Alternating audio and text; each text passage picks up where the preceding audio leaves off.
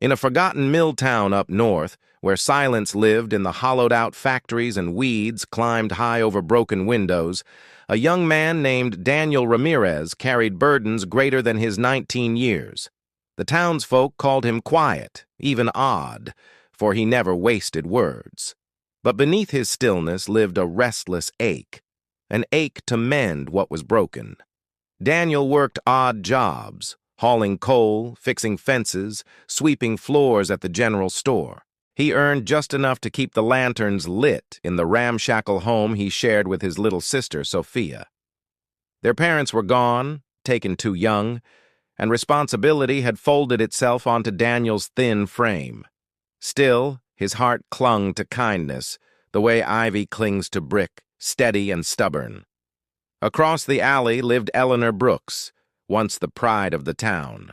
In her youth, she had been a teacher, the woman who had pressed books into children's hands, who had braided hope into their futures with patient words.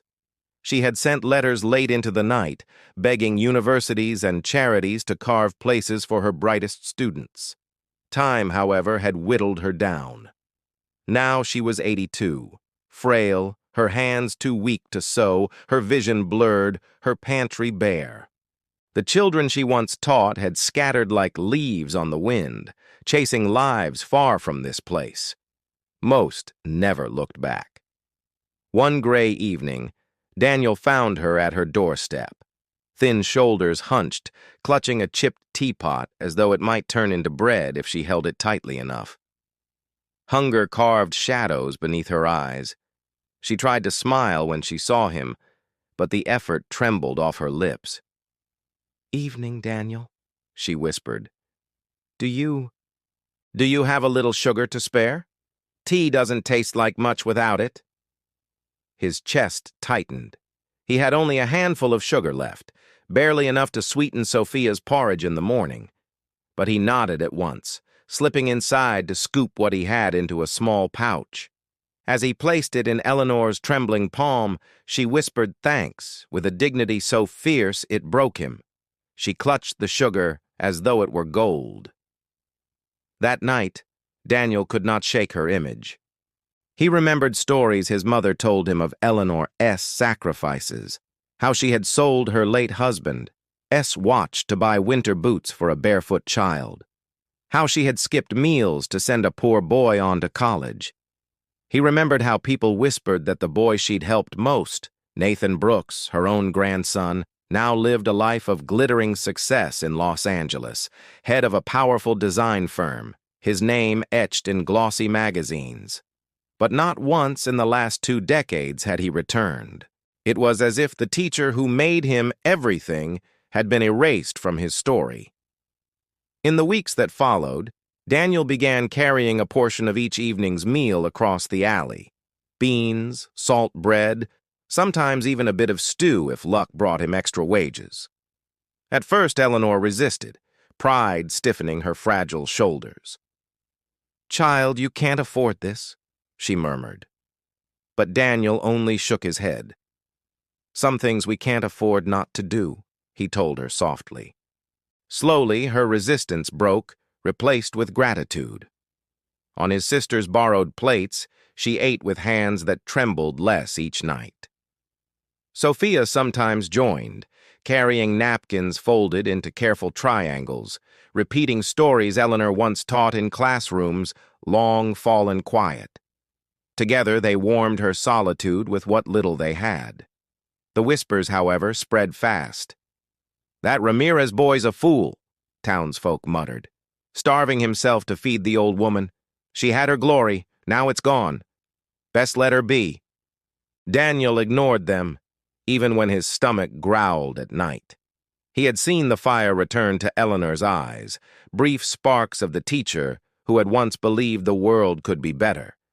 That, to him, was worth more than a full belly. Then, one summer dawn, sleek cars rolled into town. A filming crew spilled out with polished cameras, followed by a striking man in a tailored suit, Nathan Brooks. He had come to shoot a documentary, to paint his humble beginnings as the foundation of his triumphs. The director gushed about the backdrop, The rusted mills, the worn porches, the shabby streets.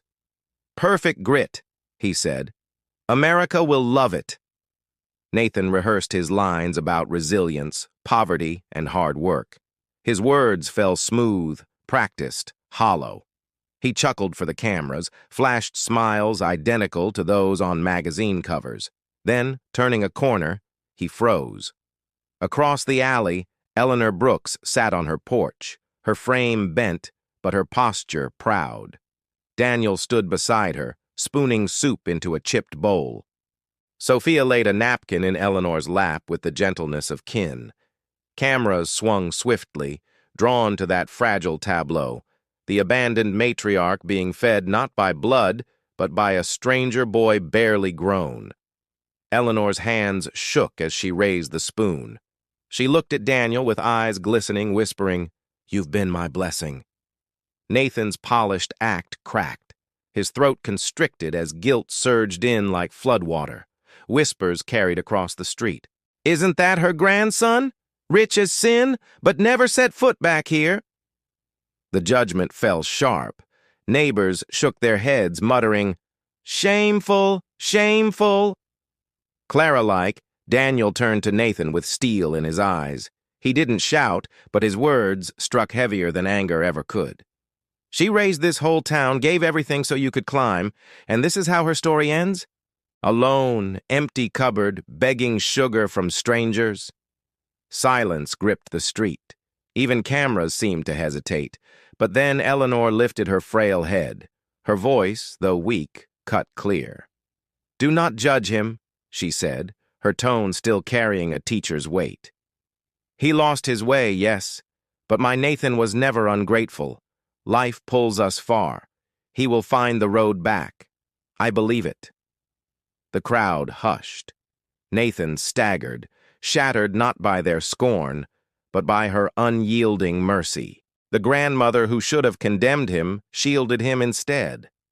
Tears surged, uncontrolled, down his face. He stepped forward, his voice breaking. "I forgot you, Grandma. I forgot who made me. Forgive me, please." He sank to his knees on that cracked pavement, pressed her hand to his lips, letting the cameras catch not a billionaire, but a boy, lost and ashamed. Daniel stepped aside silently, nothing in his expression but resolve. That very week, Nathan Brooks took Eleanor from her crumbling house into his mansion overlooking the Pacific. Yet he did not stop there. He offered Daniel and Sophia a place too, not out of charity, but in honor. "You did what I should have done," he admitted. "Let me give you back half of what you gave me through her." In the years that followed, the mansion did not glitter with shallow feasts, but rang with laughter, the kind Eleanor once heard in classrooms.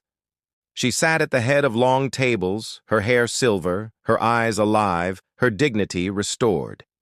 Daniel worked as Nathan's confidant. Sophia pursued school with Nathan's funding, and every meal ended with Eleanor whispering grace. Not the weary kind of survival, but the full kind of gratitude. On summer nights looking out over the ocean, Nathan would lift his glass quietly to the boy who fed his grandmother and to the mercy that had saved him when success had almost erased his soul. And in that glow, they all learned what fortune truly was. Not towers of wealth, but the unbreakable bond between love, sacrifice, and redemption. Once a forgotten alley, now remembered in stories, stood as proof that kindness never dies. Not if someone has the courage to carry it forward. Join us for more stories of compassion and lessons that stir the soul. Hit the like and subscribe buttons, and turn on the bell so each story of humanity reaches you first.